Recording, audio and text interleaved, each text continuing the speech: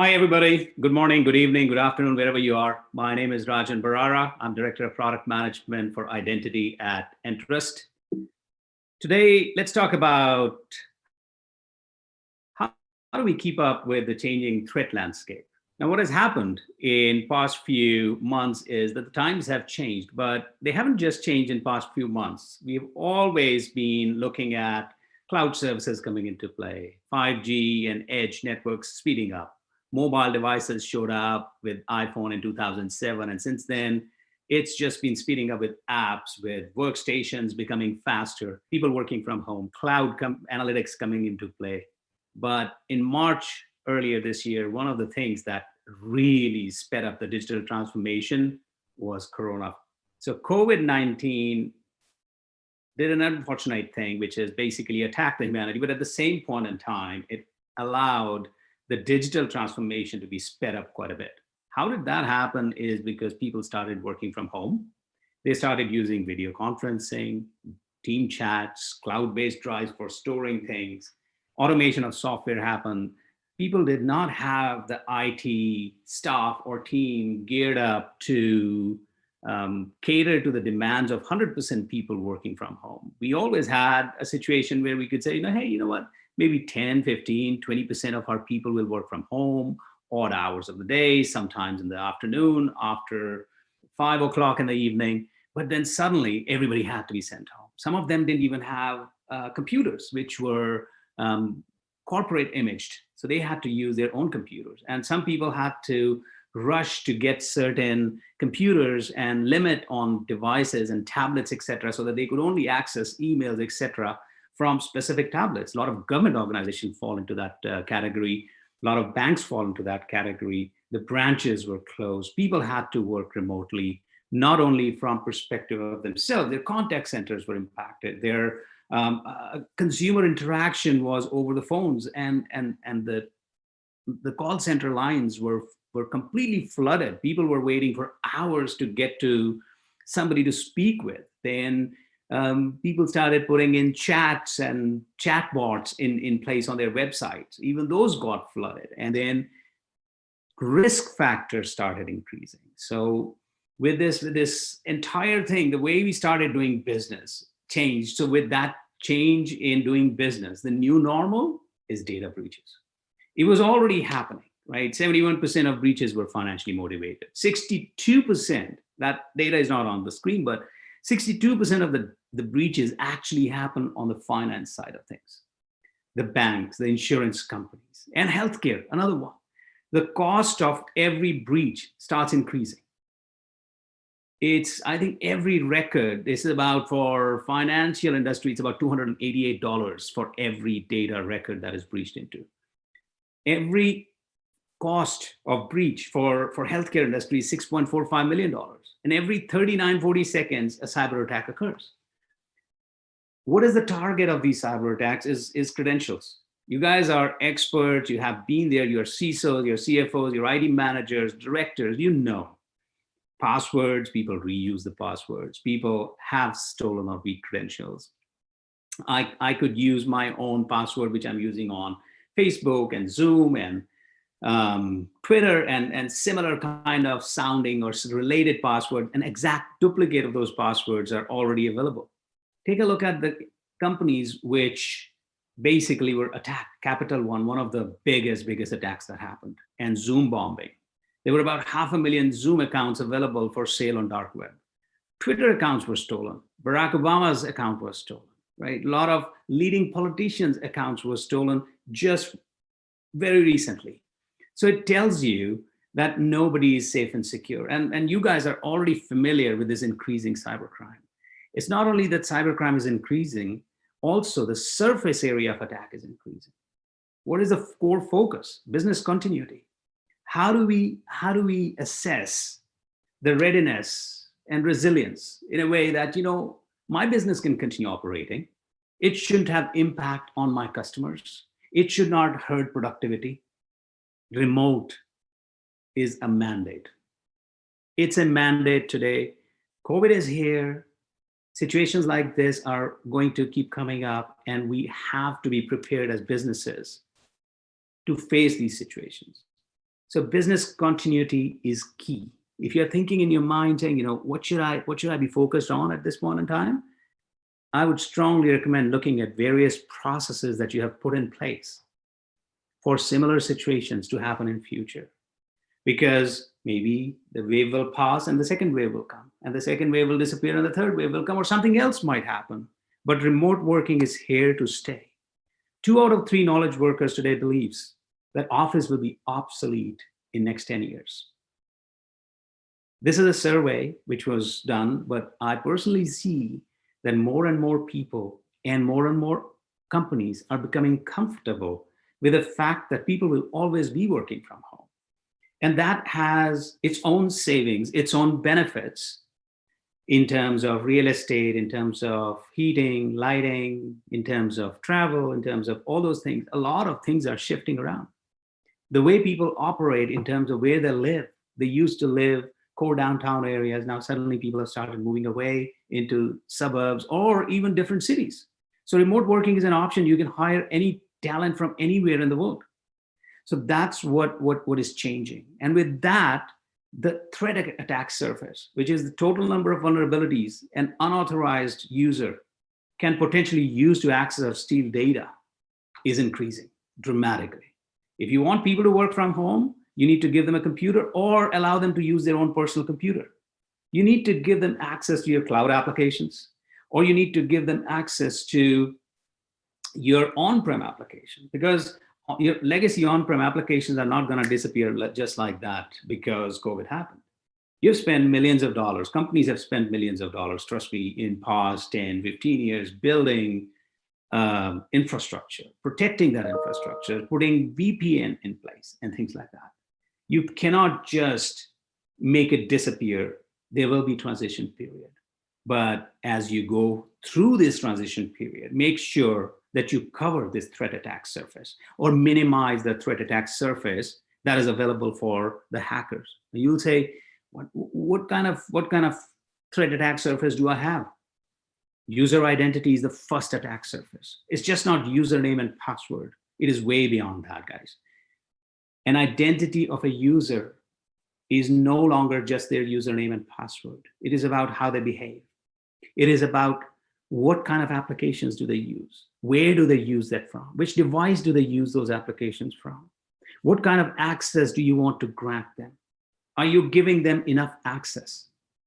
Because if that is not the concept of identity in your mind, if the concept of identity is not beyond username, password, it has to be about what kind of role do they have? What kind of authorizations do they have? What kind of behavior do they exhibit? What kind of applications do they have access to? What kind of areas of the applications do they have access to? What kind of authorizations are they permitted? Are they being supervised? Are they having, do you have just enough time, just in time, just enough access policies in place from identity perspective? Then comes devices. Why would you let anybody use their private devices or personal devices? That's okay. BYOD is another way of reducing costs, but as long as you can make sure that the image of those devices does not contain malware, you prevent Tor browsers or them coming from behind a proxy, any malware, etc. You want to prevent that from happening. So device protection is another aspect of it. Applications.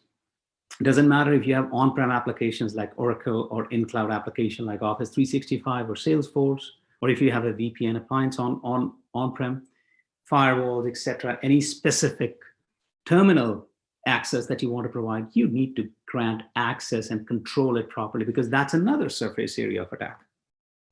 Data. This is a very interesting concept. Is a lot of times we talk to customers and customers come back, we want to protect our data. Excellent. That's a novel goal to attain. Key question here is, have you classified your data at different levels? Have you said this is top secret data? This is confidential information. This is low risk. This is a public information.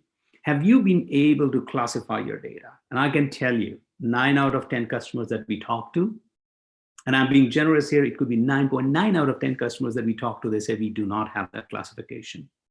Alternatively, the answer we get is, it's a journey we are on and we have started it. And that's exactly what most of the companies out there are on. They are on the journey to classify the data. Not only classify the data, then you have to make sure that you encrypt the data at rest and in transit. Another aspect of it, which we have seen with some hacks which have happened, is people store their data and the encryption key in the same place. So if you lock the house and leave the keys right next to it, it's no use locking the house because you left the keys. So those are the kinds of things to think about when you're thinking about data protection or protecting that surface area of attack. Infrastructure is another one. So infrastructure, you might think, do I have computers? No, not only the computers that you have on-prem, any virtual appliances, anything that you would like to protect as piece of your network, as piece of your infrastructure, like your virtual appliances is one, any vault that you have for storing keys is another one, your servers in the cloud could be another one. If you move forward towards network, that's another side of things. So when, let's say, hackers attack you, and if you're under attack on your network, have you created micro perimeters within your network so that hackers can be prevented in one micro perimeter? Can you segregate that? Have you put in applications like user entity behavior analytics or a SIM in place where you can at least get some logs of, know the health of your network, know the health of your infrastructure, where people are coming in from, note some anomalies. So these are the different surface area of attacks that you need to protect against. How do you do that? One of the concepts recently has been zero trust framework. Once again, focus, identity of the user, devices. How do you identify the user now? Take a look at the geographical location, time of the day of week, velocity, which means I'm logging in from London, England right now, and 5 minutes later, somebody else attempts to access the same resource or a different resource from Texas. I couldn't have traveled that fast. So that's velocity side of things. Behavioral biometrics, the way I type. There are technologies out there which can easily detect the difference between a bot, a computer, a recording being played, or a human typing, moving mouse, holding their device in right hand versus left hand, how they tap. That basically identifies you. You want to avoid, reduce fraud. You want to avoid impersonation. You want to protect the identity of the user. You must use behavioral biometrics.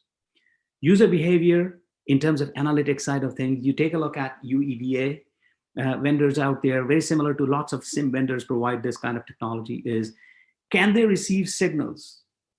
And can they gather signals not only from their firewalls, not only from their ports opening and closing, but also from identity and access management solutions? Can they receive those things? So that's how you're changing, or you will change the perception of your CISOs or the compliance organizations and say, yes, I can identify a user by how they are behaving. Rajan comes in and logs in 9 a.m. to 5 p.m., uses email, Salesforce, SharePoint. These are the applications he uses. One day he comes in and he's starting to use not only Office 365, not only SharePoint. It's after 6 p.m. He's transferring data from here to some of his personal drives, or if you have not classified and authorized him, he's still able to get those data. That's an anomalous behavior. Which device is he coming in from? You can do device reputation, where you can say, is this device, not the user, but the device itself, has it been involved in any frauds, credit or debit frauds? Has this device been part of a hack attack network? Or is this device accessing applications from Tor browser or from proxies or from bad IP addresses? Does it have malware installed on it? So all those things get into an engine, whether it's a policy-based, rule-based engine or a self-learning engine. It Doesn't matter. The more advanced you become, the more self-learning you will go into, more predictive side of things, more analytic side of things you will bring into play. But it's all about risk-based adaptive access to your application. SaaS and on-prem, your networks, ensure there is privileged access management in place, just in time, just enough access. Authorization piece. Are you able to encrypt not only your data at rest and in transit, what about your emails? The biggest phishing attack happens using emails. Even though your email inbox will say external, please don't click on any links. 6 out of 10 people are still going to go click on that link and that was their credentials. How do you stop that from happening? So think about those things. Your website is part of your infrastructure. How are you going to protect that? Have you done PCI DSS side of things? Course, cross-site scripting, various aspects of things that you need to consider. There are standards out there, there are compliances out there. Most important is to make sure you have just in time, just enough access with zero trust framework, which means trust, but verify every time.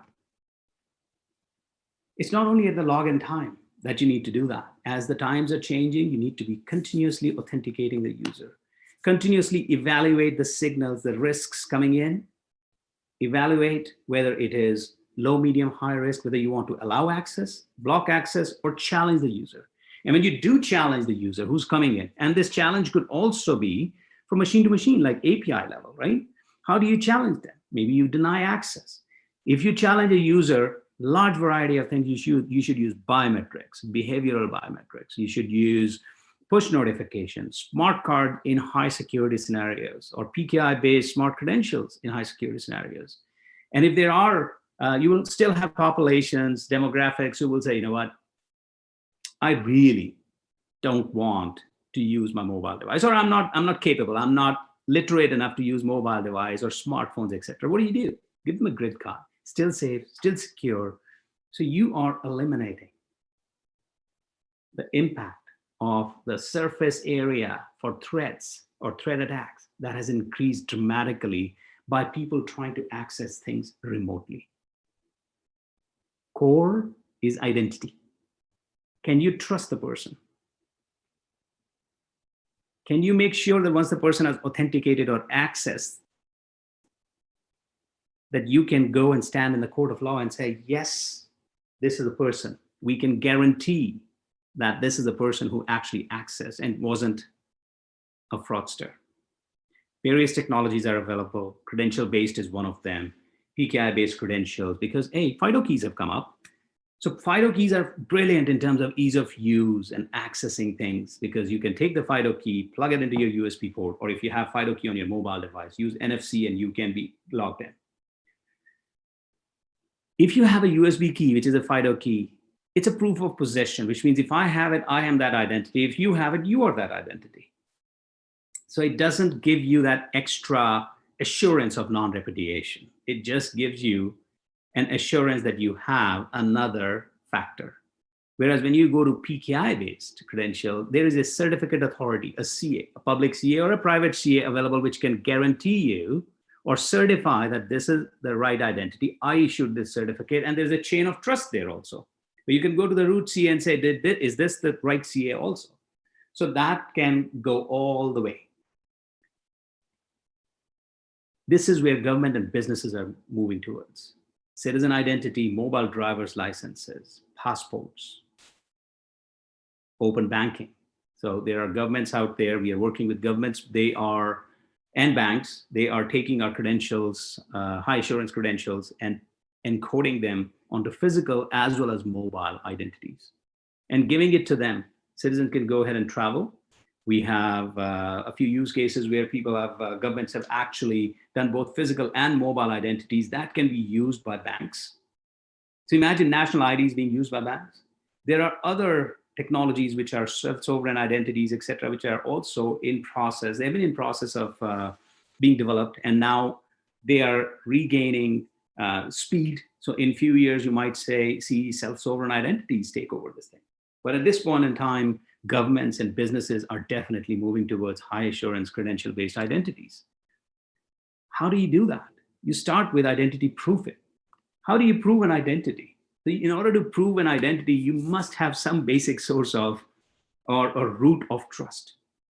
So in generally, when banks are trying to onboard people, they would say, come on in, sign up the forms or online forms, then print them, bring it to me, come with your ID. But now nobody can walk into the bank easily. Still some restrictions are there. So there are technologies out there where you can say, hey, you know what? I can verify that the device or the mobile device, I can provide an application to you. And that mobile device, once its reputation is asserted and saying, you know, this is a clean device, this is coming from a good place, and the reputation is high, let's scan your physical ID, whether it's a passport, it's a citizen ID, it's a health card, visa, 6,000, 7,000 different identities issued by governments across the world. Scan it, take a selfie, make sure liveness detection tests are there, validate, and onboard the customer, sell them new products, do KYC, lots of different things can happen. So that's what identity proofing does. You can prevent account takeovers using that thing. Especially in this day and age where social engineering is rampant, you must look at the identity proofing solutions. How does it work? Typically, you just take a picture of your driver's license. We run 50 plus different forensic tests on them. There are different technologies there and different kinds of forensic tests. Then you take a selfie, make sure liveness detection is there. With OCR, take all the information that was on the front of the card, compare it with the 2D, 1D barcode in the back, or if it's a passport, we can even retrieve information from the chip, make sure, compare, contrast, everything is good, provide it back to the employer, to the bank. You onboard the customer, you onboard an employee using that remotely, provision them in Active Directory, Azure AD, any other source of database that you have, which is your HR system. Different verifications can be used for account opening, age verification, fraudulent ID detection, loan applications, customer onboarding, like we talked about. So this is where the landscape is changing. Landscape is changing, technologies are available. Digital transformation is happening fast and furious. It's time to step up and take this and adopt it. If you need some compliance, whether it's AML level 2, AML level, or AAL level 2 or 3, you can have it. AML 3 is when your physical presence is required, but even governments and compliance standards are changing and saying, you know, okay, we will replace this with a video call. So if you can do video call along with this identity checks, you can attain AML level 3.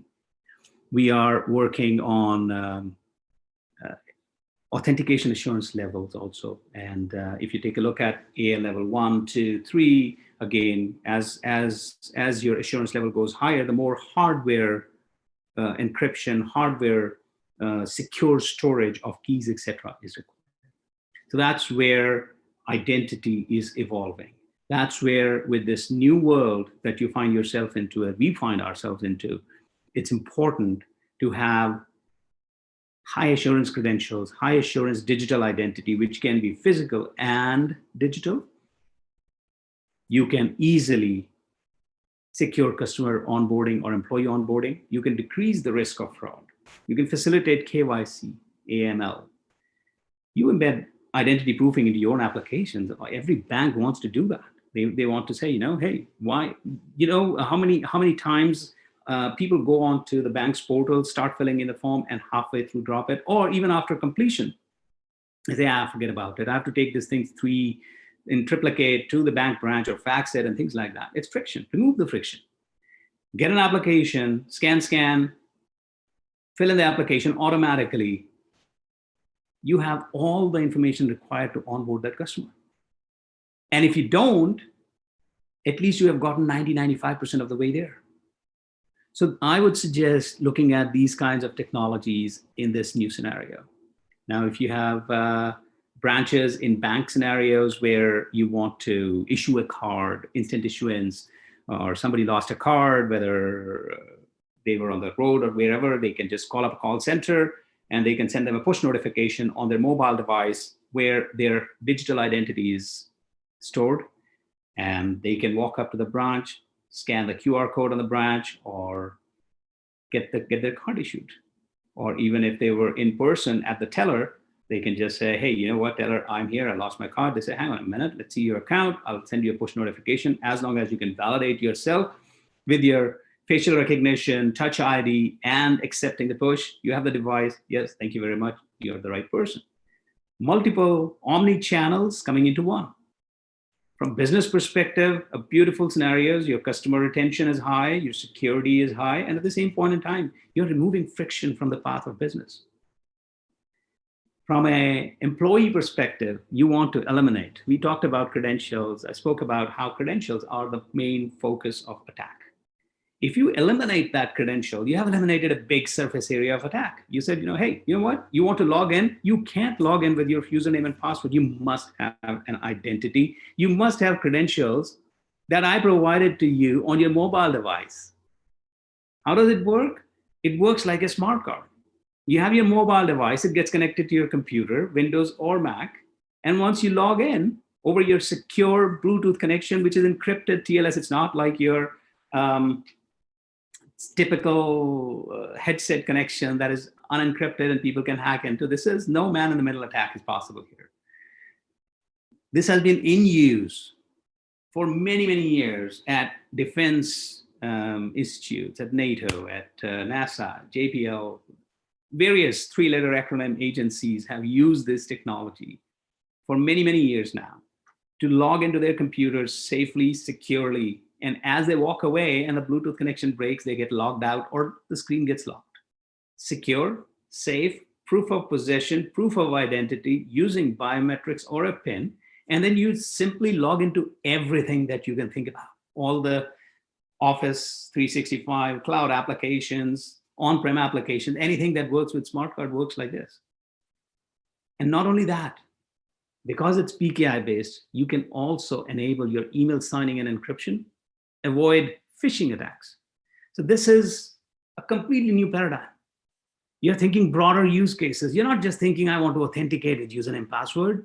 You want to say, forget about password. Passwords are a piece of history. No more attacks. I'm not gonna have my IT staff sitting there for resetting your password, unlocking your accounts, etc. You have your device, you have your FIDO key, or you have your PIV key. Come on in, log into your system, authenticate yourself, validate yourself, and continue working. And have behavioral analytics, continuous authentication in the background so that in case the risk factor changes, disrupt the session, log them out, challenge them. That's how the office of tomorrow will work and is being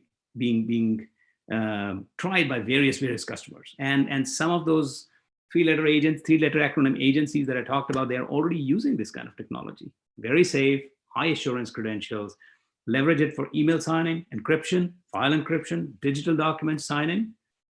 Give you an example of digital document signing. The user wants to come in, log into the application. You could be a legal person in the office. You could be a bank officer who's getting a mortgage application signed or a loan application signed. You sign into the remote signing service, an authorization request comes, you validate yourself with your credentials, you sign the document goes back. Introduce HSM, hardware security module, if you want a higher level of assurance. Make sure that the person who's signing in is authorized, number one, when you're single signing on. Authenticate them, get the keys released from HSM, sign the document and send it back. Again, you are seeing with remote working, with a changing environment, you will see more and more remote signing, more and more remote working, more and more remote business happening. People saying, you know what, I just want to withdraw some money. I don't want to stand in the queue, right? How do I do that? I can do everything from home. I can just go by the machine, scan, give me this thing. Give me the money, walk away from there. I want to sign up for a loan application, mobile.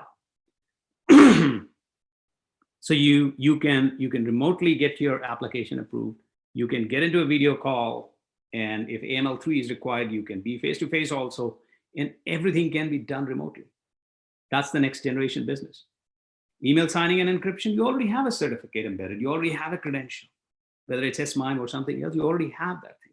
So sign your emails. so that your coworkers, your employees, your users, your consumers can actually get a full confidence when they see. If you do a public certificate, you will be able to see this is signed by somebody at Entrust.com, and that certificate is validated by the CA. It's a public CA. You want to encrypt things. You want to protect your data, your email side of things. Think about it. You have to start thinking differently. We are in a completely new paradigm, guys. We are in a completely new paradigm. Must protect every area of attack that you can think about. And while you're doing that, everything should smoothly, easily fit into your existing infrastructure. You want a solution.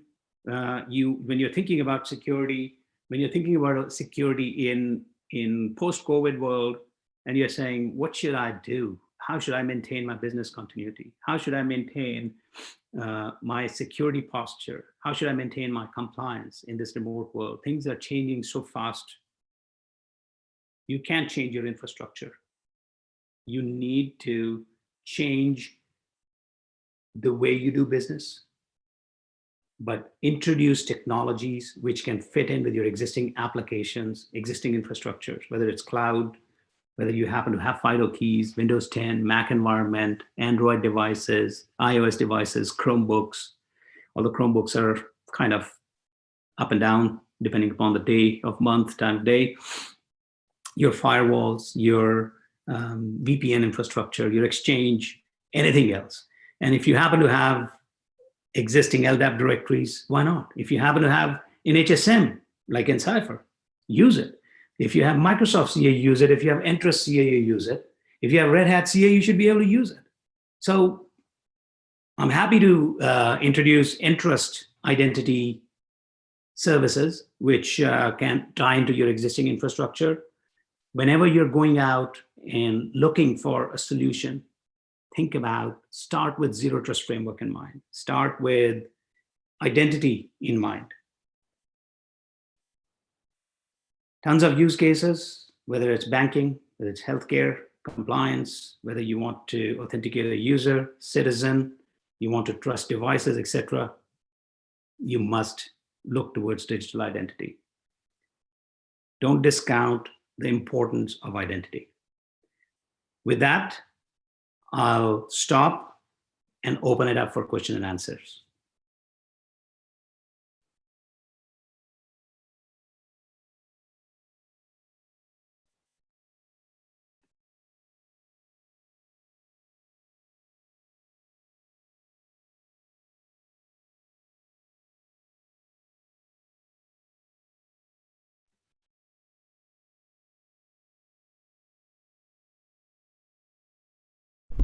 Sorry for the delay there. Thank you so much. So we've got a few questions from the chat here. The first, could you comment on the time that is taken for attackers to move from penetrating a system to exploiting data and stealing critical assets? So it's if I were to understand the question right, then how much time does it take, and have they become sophisticated enough to get critical assets and data? It depends on how you have put your protection and how you have put the protection mechanisms in place. Have you put a trusted zero trust framework in place, or if you are just working on basis of username, passwords, etc.? Hackers are really good at determining the weak points, and there's just one chink in the armor that is required to get in. As you saw in one of the slides, one of the data was that it takes about every 39 seconds an attack is happening. What they're looking for is sometimes they have internal help, so don't discount the insider attack also. There could be some hackers inside your organization, there are employees who are disgruntled, or there's tons of different reasons, right? So based on that, I think they are becoming sophisticated. So we have to up our game to make sure that the zero trust framework is put in place.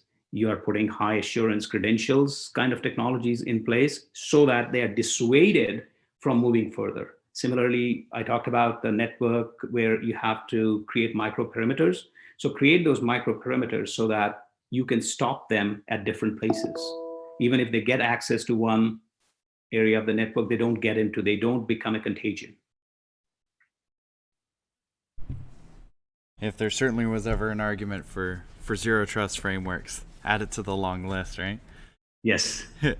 So the next question is regarding for authentication of users. So this is an interesting one. The person here is asking, what is your perspective on voice modulations for authentication? So voice modulation is, I'll start with an example. One of the key banks in UK, that's about 9 months ago or 10 months ago, they had started adopting voice recognition and voice modulation as an authenticator. And within less than a month and a half of them launching their service, they were attacked. And all voice prints were the ones that were attacked first. People's records or people's money was stolen or taken from their accounts. Bank did replenish their accounts with the money that was stolen, but that did happen. Fast forward now, technology has improved, but it is still, I would still consider voice as compared to your facial recognition, especially device native facial recognition, as a higher assurance, whereas voice is relatively lower assurance. So if you do want to use voice, do use it in combination of something else. Thank you for that perspective. So this third question I have here, third and final question.